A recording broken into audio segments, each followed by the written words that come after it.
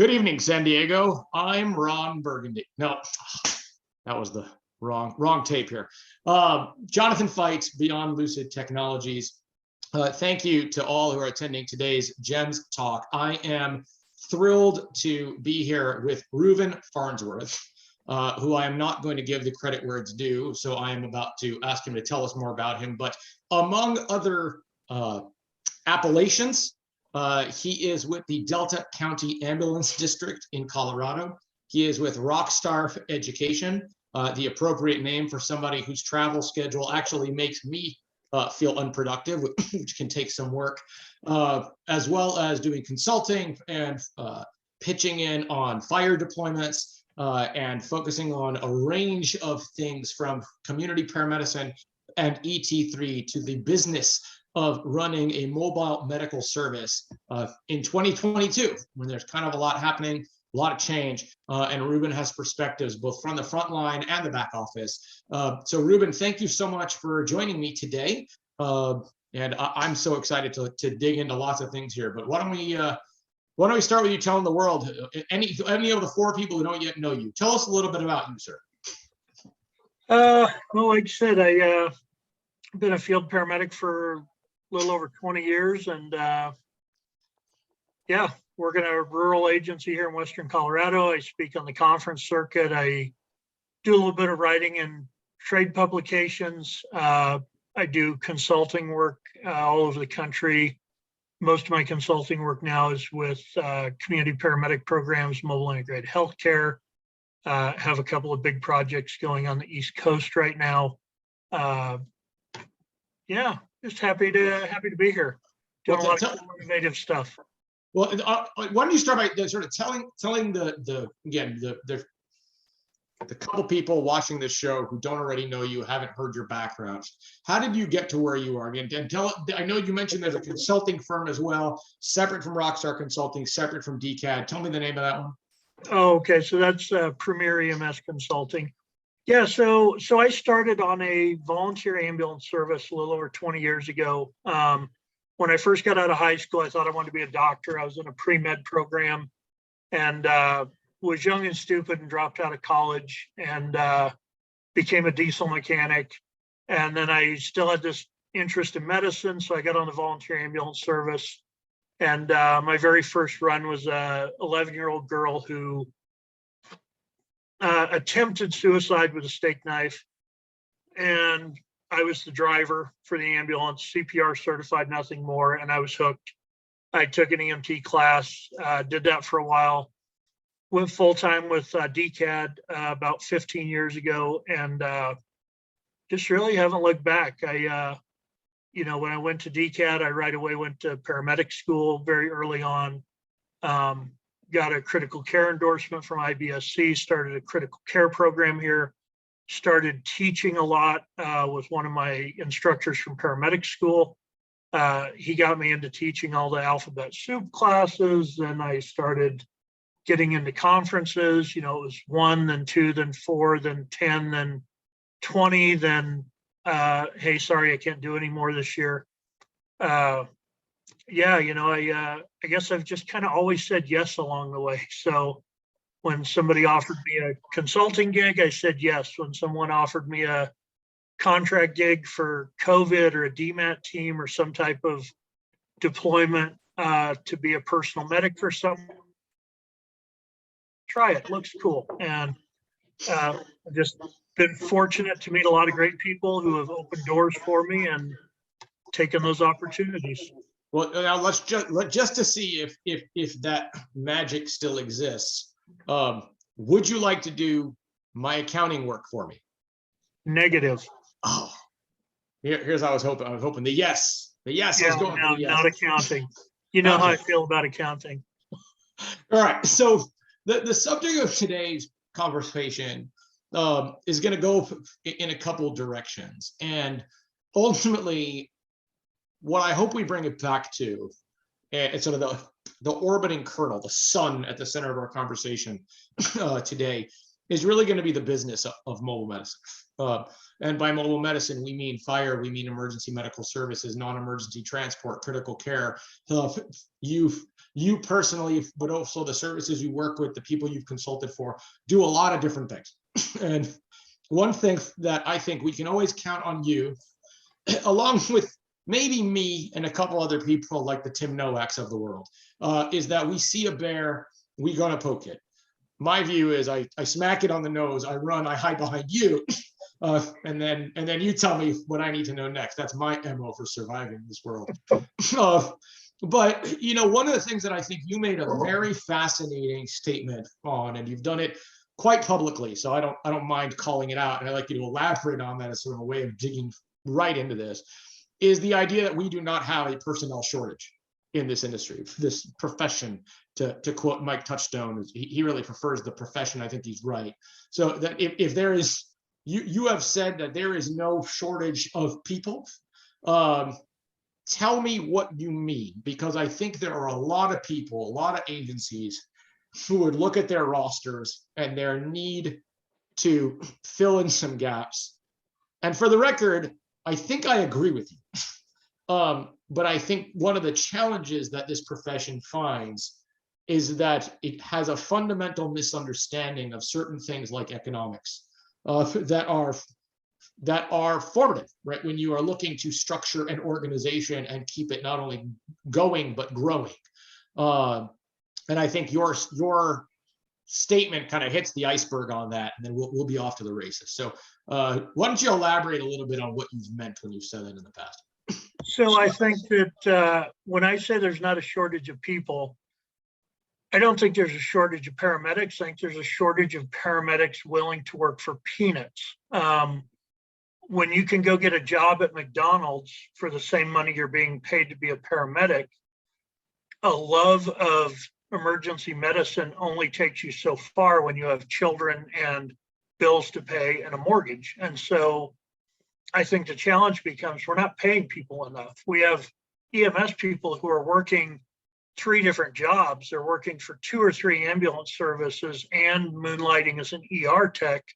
And so, you know, 100-hour week is not uncommon for an EMS provider, and it leaves no work-life balance. And I think people are getting to the point where they're like, no, I want time with my children. I want time to go fishing. I want time to go do whatever it is I like to do when I'm not at work.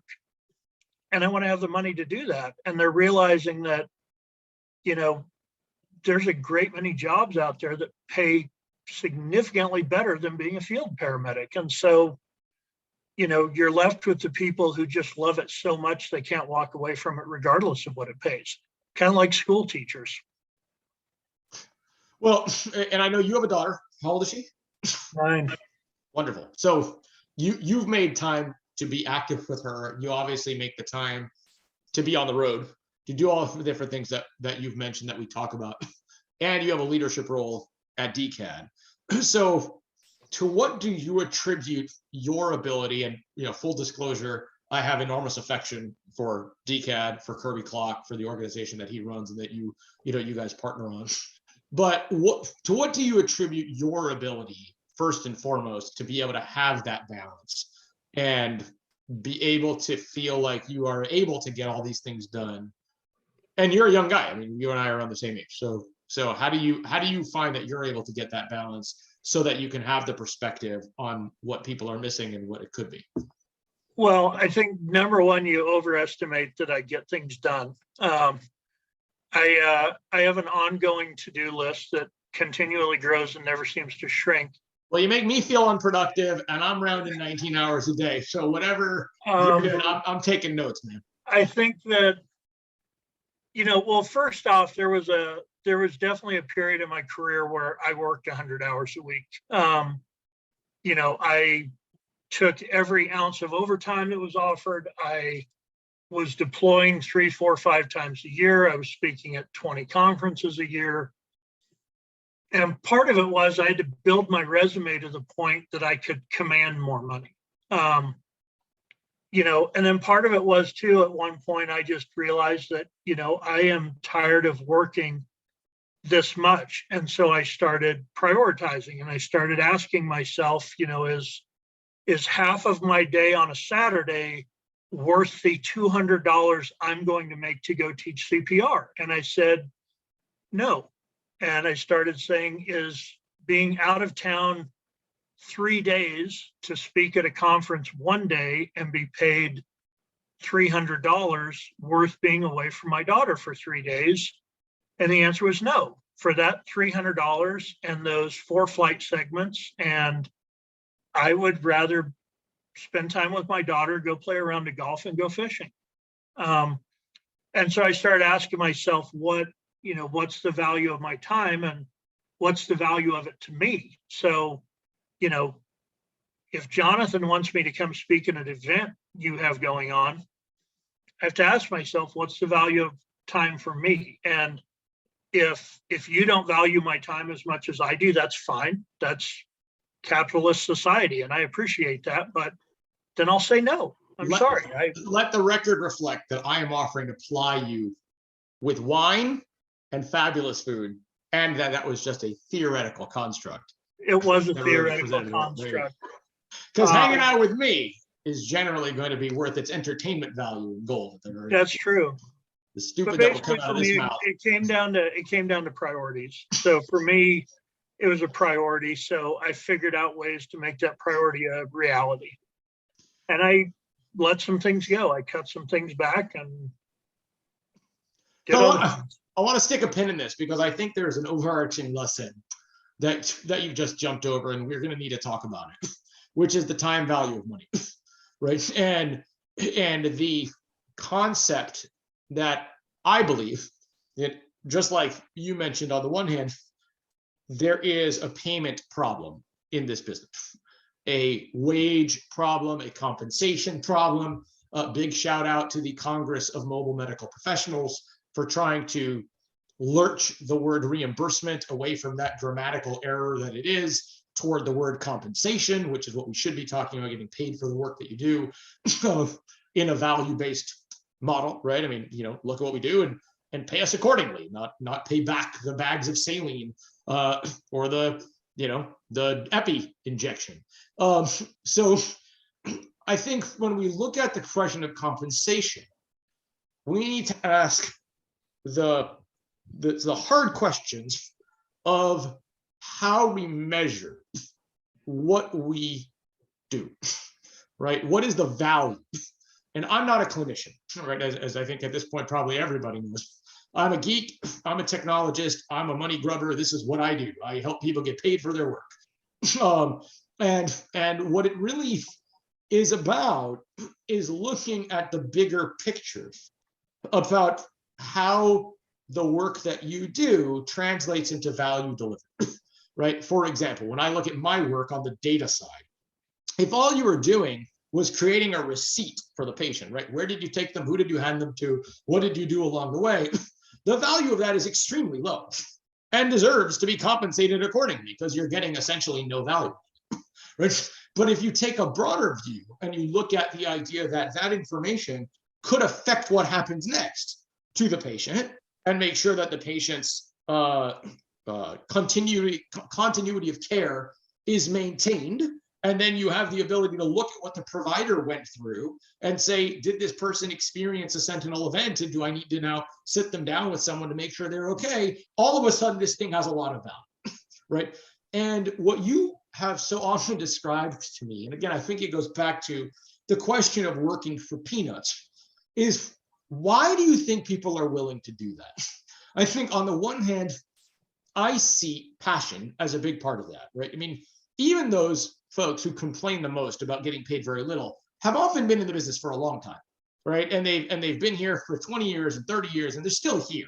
And so even though they complained about going to, I could go to Walmart or McDonald's, something keeps them here. So I think passion plays into that. But why do you think in this industry that is national and international and involves some very big players, why do we still have a fundamental misunderstanding of supply and demand, basic Adam Smith economic theory, where in order to get paid more, you either have to reduce the supply or increase the demand to the point where people are willing to say, I don't have a choice, and you're delivering value, so I'm happy to pay you.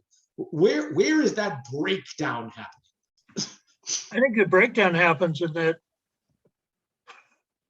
number one, EMS has for years been lumped in as part of the public safety model with fire and law enforcement. Well, if you ask, what is the value proposition of law enforcement? Now, don't get me wrong, I love the police officers I work with. I have police officers in my family, but from an economic perspective, right, what is the value police officers bring, right? You can say that they maintain civility and they maintain law and order, and that allows businesses to function and so on and so forth. But ultimately, they're funded by the taxpayers, by a city, by a county, by a state. They're somehow funded by government. And the same thing with fire. And so we have this concept of that we're an essential service and people need to just give us money. Unfortunately, we don't lobby as well as fire does. In most cases, we're not unionized like many law enforcement agencies are. And so we look at ourselves as this service that needs to just be magically paid. And I think we don't look at ourselves as part of the business model, right? You look at a hospital, and yeah, there's some places where a doctor or a nurse is in charge of a hospital, but there's a reason that they have a master's in healthcare administration. People who run hospitals are business people. Even if they used to be a clinician, they're rarely a clinician anymore. They're a business person. And in EMS, we take people and go, hey, you're a really great field paramedic. Congratulations, you're now the operations manager. Congratulations, you're now the EMS chief. Well, let's be realistic. Being a great software engineer or computer programmer does not make you a good CEO of a data company. It makes you a great software engineer. It makes you great at writing code to build a PCR program, but it does not make you a CEO to run a company.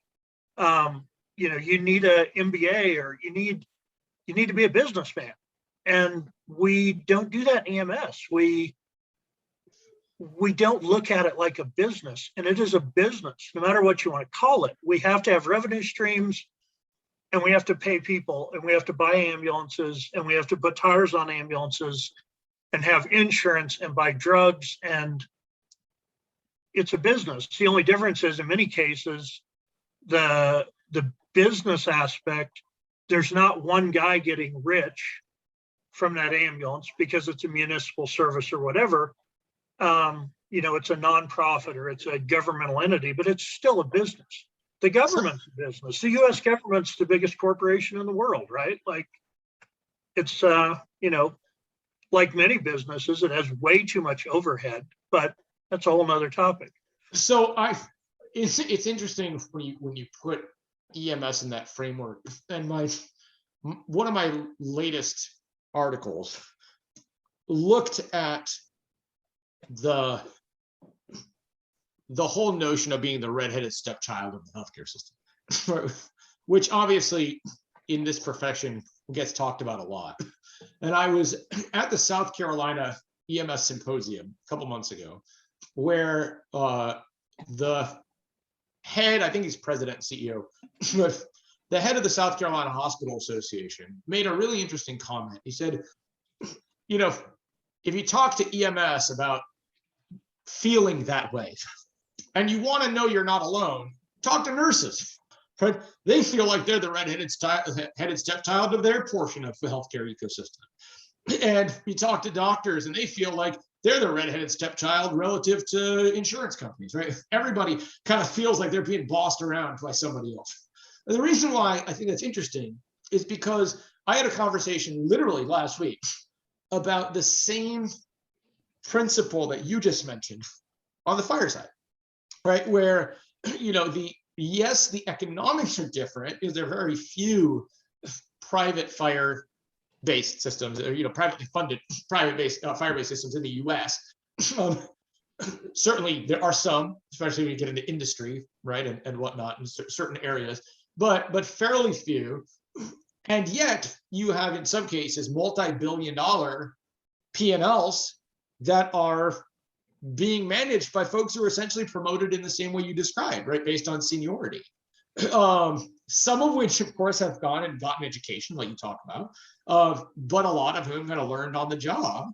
And so there's pros and cons to that, right? Deep domain knowledge, but not necessarily all of the pieces. One could argue, as I would, that you could probably hire the right expertise. That's a CEO's job.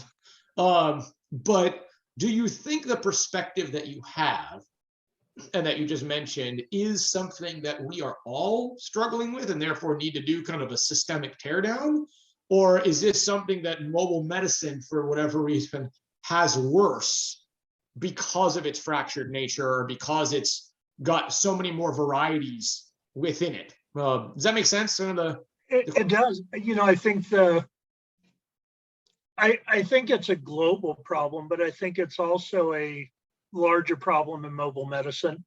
And I think part of the reason is, the old adage that if you've seen one MIH program or you've seen one EMS system, you've seen one EMS system or one MIH program.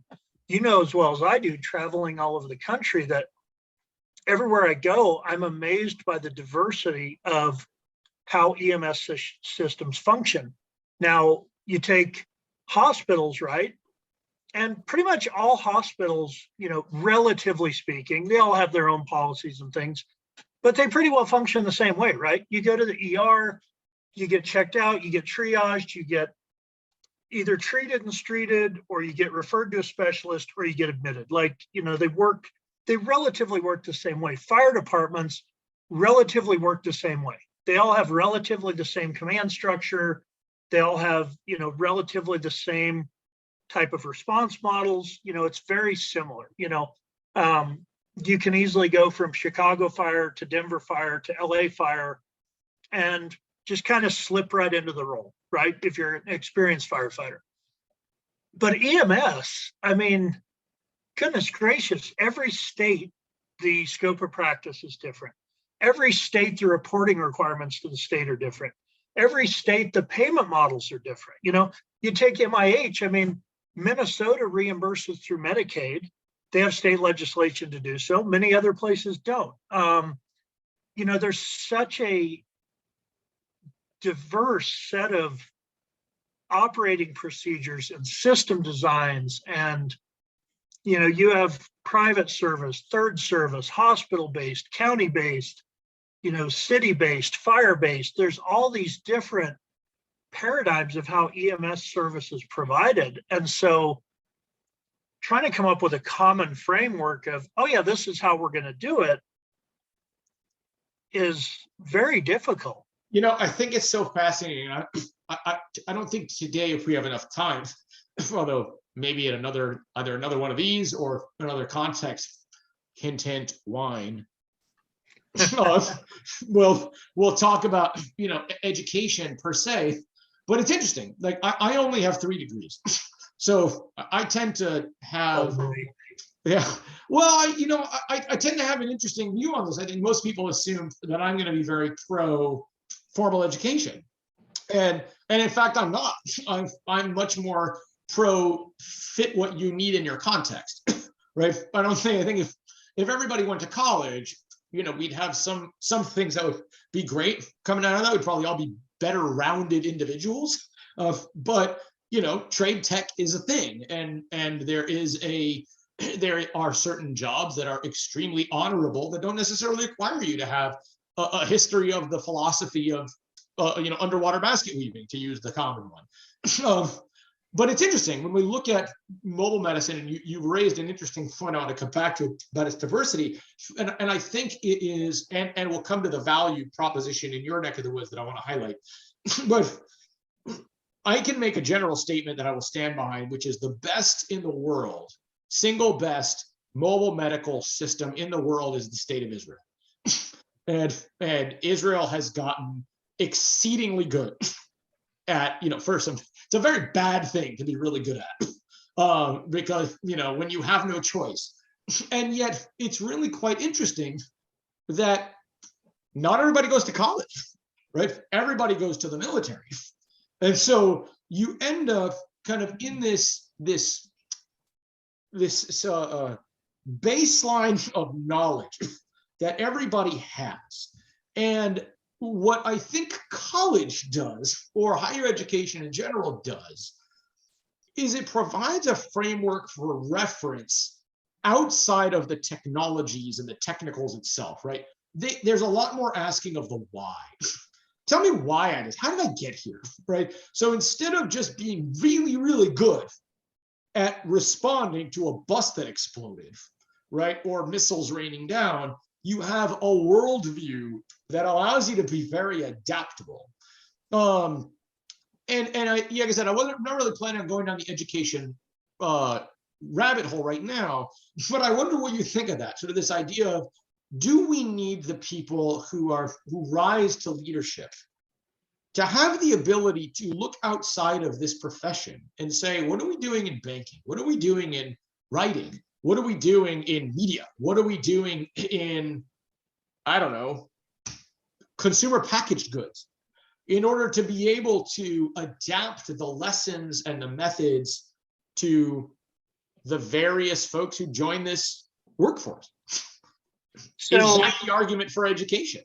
We're going to have to be careful not to get in the education rabbit hole, because I think you probably remember I wrote a piece about this for EMS trade publication. Give us 2 minutes. Give us 2 minutes on it. Good. We got 15 minutes. So give me 2 minutes on your piece.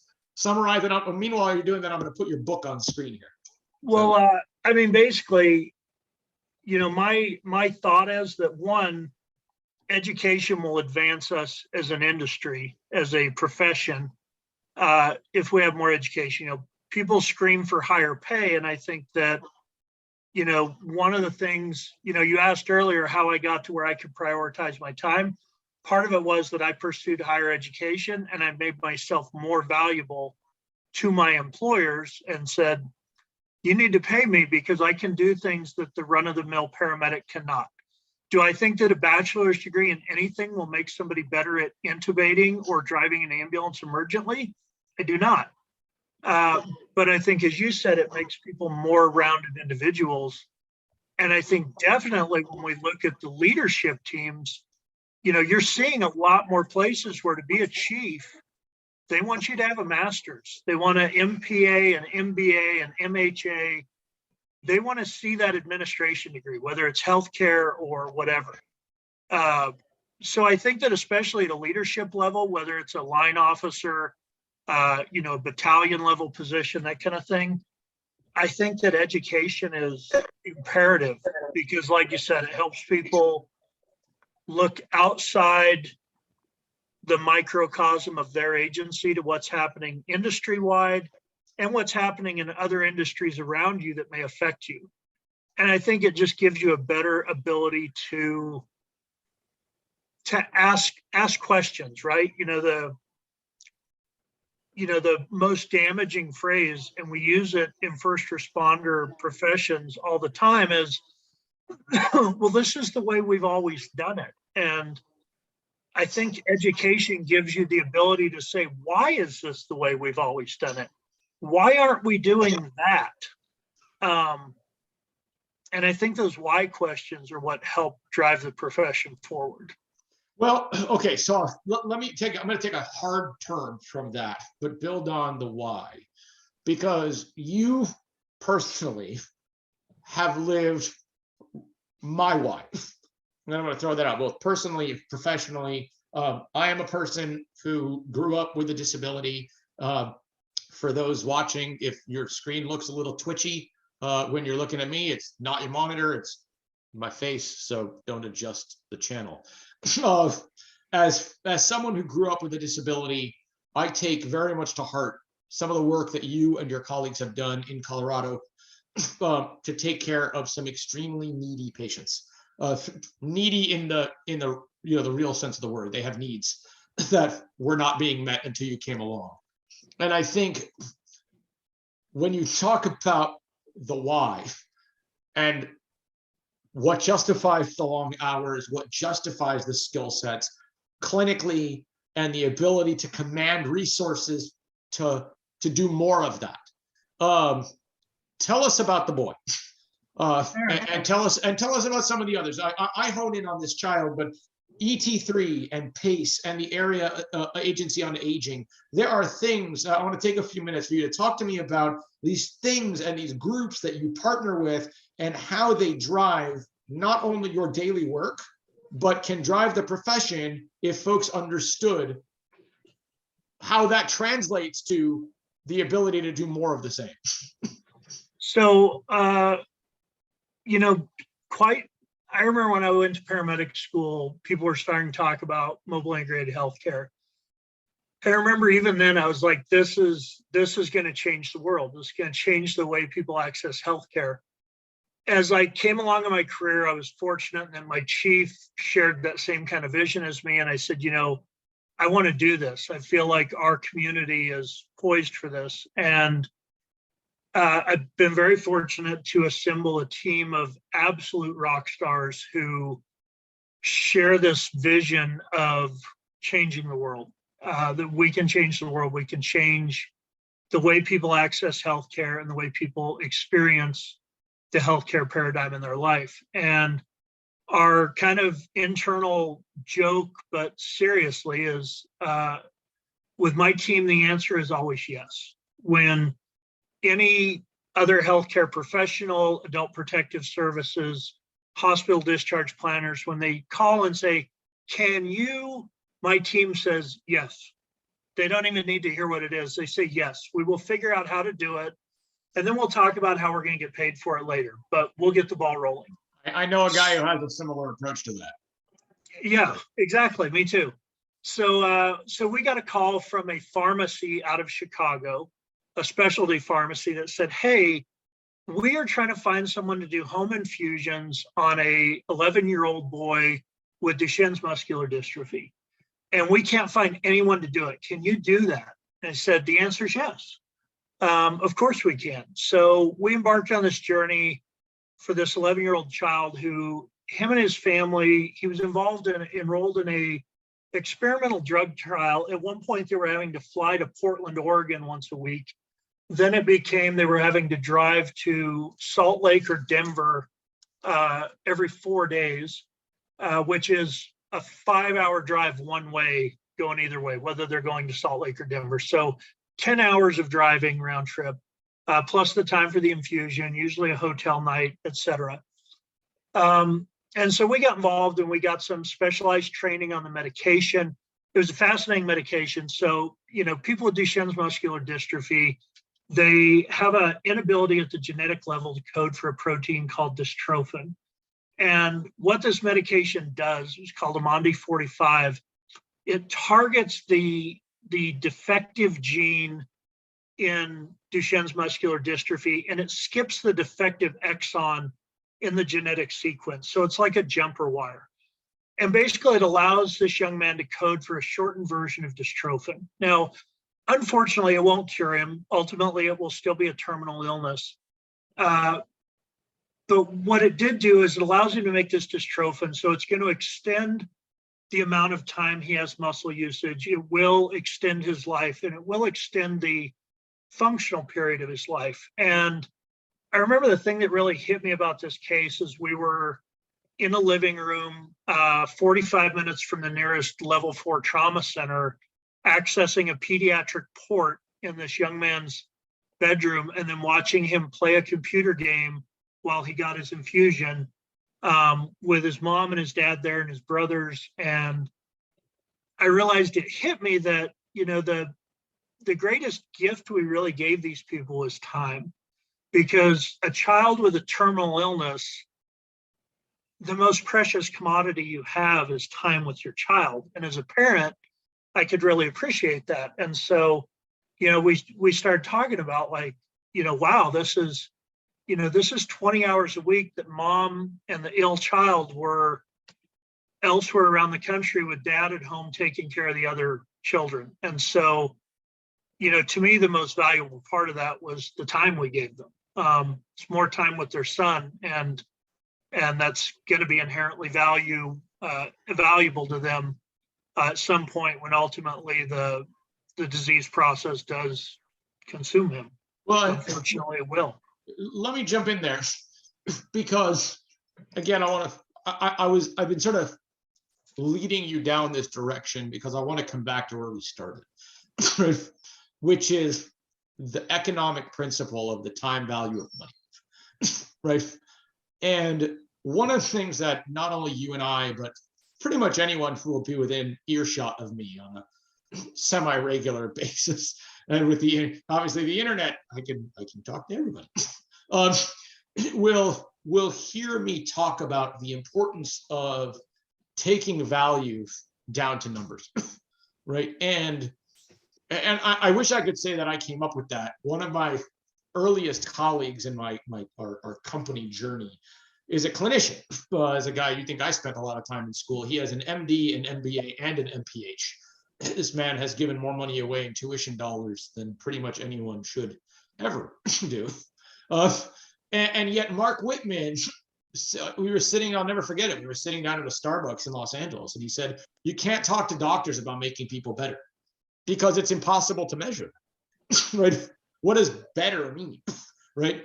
You have to talk in terms of hard numbers, hard values, whether that's vital signs or minutes saved or dollars saved or minutes made or whatever it is, capabilities that you didn't have before, things that are tangible, right? And the conversations about things like mobile integrated health, community paramedicine, mobile medicine in general, tend to fail on the rocks, from my view, of we just want to do good things, right? We want to do well by people. We want to do well by doing good, et cetera, and it's extremely difficult to measure that. But what you just did, and I'll never forget the conversation that you and I had when you started to talk to me about what you were doing. And I remember saying all the technical details, all of the clinical details, they don't matter. What matters is the time, right? If you lead with that story, you have something measured, right? And so why as an industry, as a profession, or maybe what can we do to get people to understand that if you can take the story of what you did to care for this boy, to give him and his family minutes that can be counted, right? There are resources in this country, whether they are government or forget government, they are associations, there are private people, there are community organizations, there are all kinds of resources that are vested in the well-being of our people, right? I happen to be an optimist. I'm a very religious person in my way. And I find it compelling that every time we have a shooting, right? There was the child who, his parents both got killed in the Illinois Highland Park tragedy. And this orphaned child has a GoFundMe page in the millions of dollars right now from strangers, right? Like, we are a tremendously resilient population and world, but we have to take it down to the point where we can measure and say, this is what you're going to get out for what we put in. And it doesn't necessarily have to be dollars. It doesn't necessarily have to be reimbursement. It could be time back, right? What can we do to better tell the story that, in my words, the product of your work, Ruben, and everybody who's listening today, though your product is time, right? It's people getting up off the gurney and walking out, right? Like, getting more time back. And I think if we change and reframe that conversation, there could be resources that will knock us sideways. But somehow we don't tell that story. We keep saying, I want a reimbursement code so that I can play at the table of somebody else, instead of saying, this is our product. And our product is ideally, you get to go home. And even if your life is going to be short, it's longer than it would have been because we were involved. So I think that sounds great, but you take that case, we were compensated.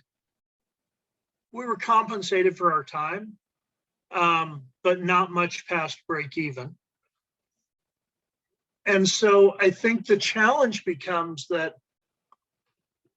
for the individual, it sounds great. And ultimately that case, you know, that person was part of our community and we could afford to do it. And so even if we didn't get paid, we would have done that because it was the right thing to do. But, you know, we don't get paid. Insurance companies don't pay for your time. Insurance companies and payers pay for value. And to them, Jonathon Feit having more time is not a value to them. Jonathon Feit costing them less money in the long run is a value to them. And so I think, you know, while those things are very important and the humanitarian aspect of it and the altruistic aspect of it, which is inherent in, I think, most people in healthcare, we all have this altruistic streak that we want to help people and we want to do good things, but that's not what payers pay for. Well,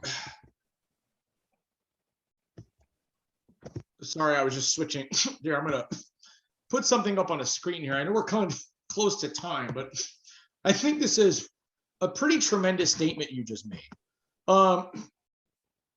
And again, I know that I'm preaching a little bit to the choir here because of how deeply you and I have dug into this. But I hope that what's on screen here becomes a takeaway for everyone watching today or another day.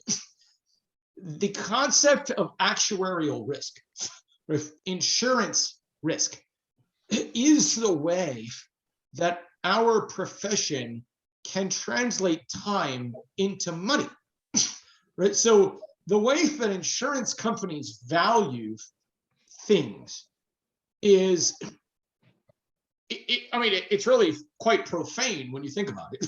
But what they're actually looking at is how much are you going to pay and how much are you going to cost before you die, right? That's essentially what an actuarial bottom line, right?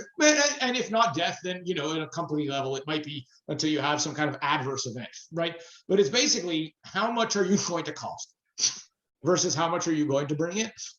And it becomes, you know, my last conversation here for JEMS Talk was with Caitlin Krolikowski from the Purchase Area Health Connections in Kentucky. And I encourage everybody, if you can, to listen to her. She's a brilliant person, also looking at community paramedicine, community health work from a different angle, different lens of the same, you know, different facets of the same diamond. And we talk about her role and the role of folks like community health workers as a Rosetta Stone. In fact, that was the theme of the conversation, was a translator, right, between the different parts of this ecosystem.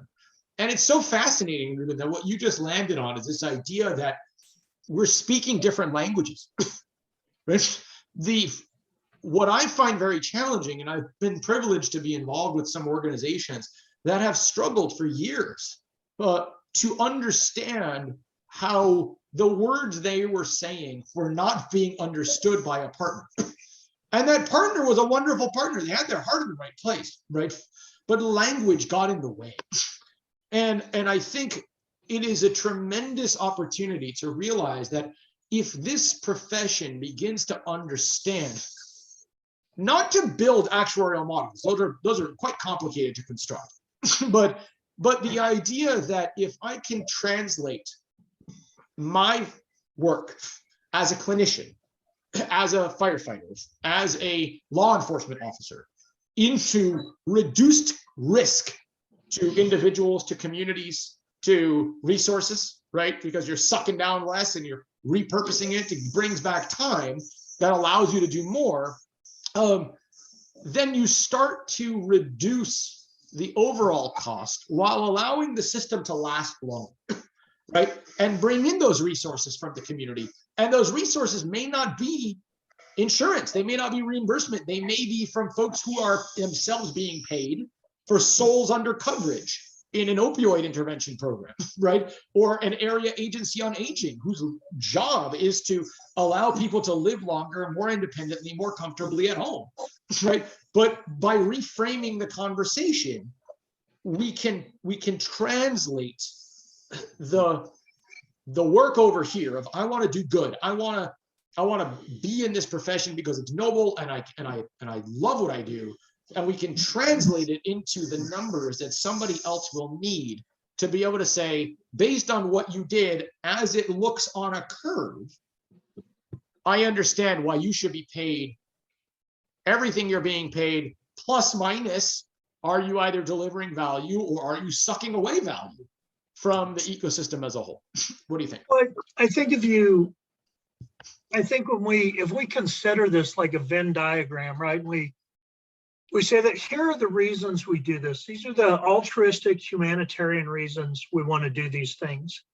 And these are the reasons it holds value to someone. When we find that intersection, we had another patient who was a 38-year-old non-compliant type 1 diabetic, history of methamphetamine usage, bilateral amputee at the knee, morbidly obese, who was admitted to the ICU with a diagnosis of sepsis because this female patient had a large wound that had developed under her panniculus, or a big fat fold that hung over on her belly. And we were contacted by the discharge planner who said, hey, this woman is just consistently in and out every couple of days. We want to try and keep her out of the hospital. And now, funny story, I found out afterwards that there was a running bet with the discharge planners that we wouldn't make it 3 days before the patient was back in the ER. We saw her 3 times a week for 30 days, and she didn't call 911 once.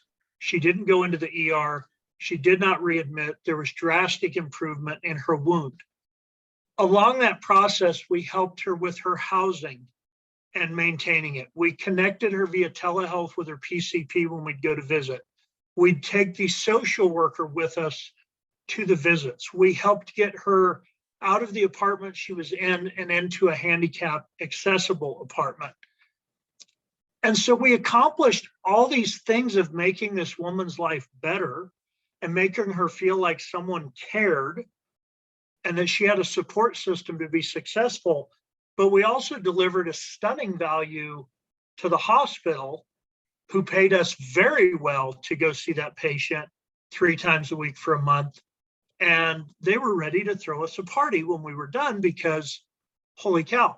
Now, you and I both know we've had extensive conversations that despite what all the experts say, hospital readmission avoidance is not a strong way to go in most cases to create value in an MIH program.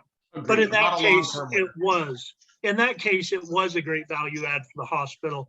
But those cases are rare, in my opinion, in most cases. But as kind of a last value, I think that Venn diagram is a wonderful place to close out the conversation. But let's follow the ball, right? So when you say it was a value, what would have been the relative value, either lost or gained, to the hospital to have this person continually coming back at the risk of a iatrogenic error, at the risk of some other complication, at the risk of underinsurance, at the risk of, what are the downstream effects that could have happened if she had just coming back? Because we talk about, right, we talk about readmission in a bubble, but in this case, if you were to actually lay that out and say, here was why they cared, why did they focus on this person besides the idea that they wanted to get her better? So simply put, so that hospital, their actual cost for a med-surg bed is $1,800 per day. That's what it costs them to have a patient in the bed. That's the cost of the nurses, the power, the television, the sheets being laundered, etc. The daily cost of an ICU bed for that hospital is $4,500 per day. So that patient being in the ICU for 10 days is a $45,000 bill. That patient's a Medicaid patient. So the hospital's not getting reimbursed well for it. And with the 30-day readmission guidelines, in that case, there's the penalty, lost costs they're not getting reimbursed for. But then if we go back to our business conversation, there's the opportunity cost. There it is. So if the hospital ICU is full, and now the next potential ICU admit they have, or med-surg admit, has to be transferred to another hospital because their bed is full of someone they're not getting paid for because they continue to readmit. Not only do we have the actual cost, let's say even a med surg bed, $1,800 a day is their cost. And, 10 days, that's $18,000 it costs them to have that patient in there. Even if we just said the opportunity cost of their cost, add another $18,000, they're out $36,000 in 10 days between actual cost and missed opportunity cost. But the value is actually going to be higher because they're going to bill more for that bed than their actual cost. So if you factor in the opportunity cost, it could be 45 grand they're out in 10 days.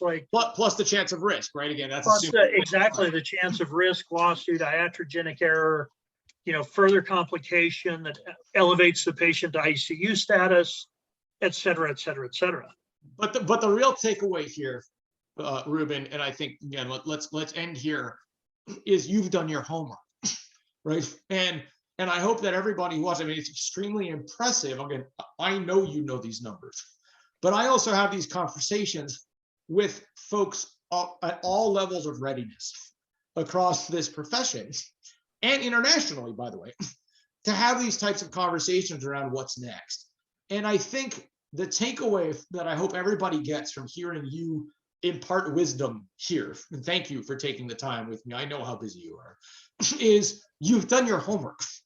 And, not long ago, it's possible it was in the hour before we had this conversation, so you and I were having a discussion about needing to be able to boil the ocean down into the takeaway points, right? Do your homework, right? So that it's not just a matter of this is the right thing to do. You have to be able to go before your board, your community, your elected officials, the news media, right? And be able to say, here are the numbers. Here is the why. There is juice that was worth the squeeze, and you've done that work. And I know there are a lot of people out there who are asking you how to do this, who are asking you, consulting published documents about how to build these programs. And the biggest takeaway that I would have from this conversation is that they need to be able to rattle off the numbers the way you just did, because you need to understand your partner's needs. You need to understand how this models onto you. And just like you started the conversation talking about how much is 2 days and 3 connections worth to me, right? You also need to be able to answer the question to all that you're responsible for. Is it worth us going down this route? Because these novel models of care, while they may be exciting, because they are novel and we do like our shiny objects, right? And I'm a technologist. I'm as guilty as anyone of that.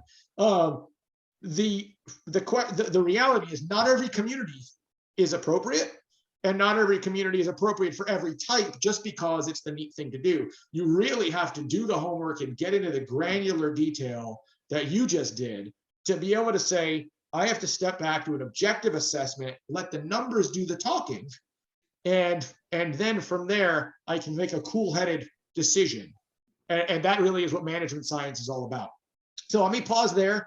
Thank you, first of all, for being here. Thank to everyone who stayed with us. I hope you found quite a bit to take away in this conversation. Jeff, editor, my editor, I will ask whether there are any questions from the community on today's conversation. Certainly want to address those, and if not, that's okay too. Okay, nope, LOL, sounds good. Well, then this conversation will live for eternity on the interwebs. We thank you all for being here. Ruben, if there are people who want to follow up with you for further discussion about their specific case, what's the best way for them to find you? They can find me on Facebook, LinkedIn under Ruben Farnsworth. They can always email me. The best email to catch me is rockstareducation@gmail.com. I'm pretty responsive on LinkedIn, pretty responsive on Facebook Messenger. So, and generally, I think you can find this fine gentleman poking the bear at a den near you. So with that, thank you all very much. Stay safe, be well, and we look forward to chatting again soon. Thank you, Ruben.